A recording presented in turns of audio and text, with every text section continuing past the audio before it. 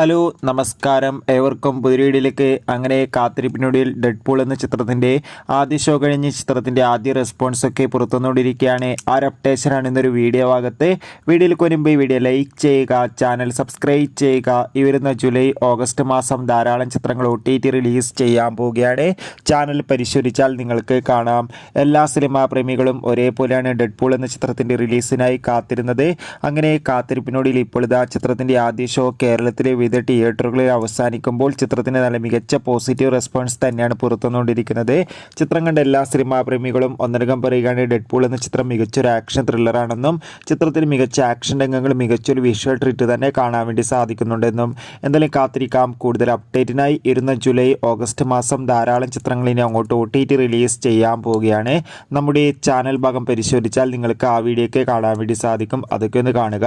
അപ്പോൾ അടുത്തൊരു വീഡിയോയിൽ കാണുമ്പോൾ ഏവർക്കും ബൈ ബൈ.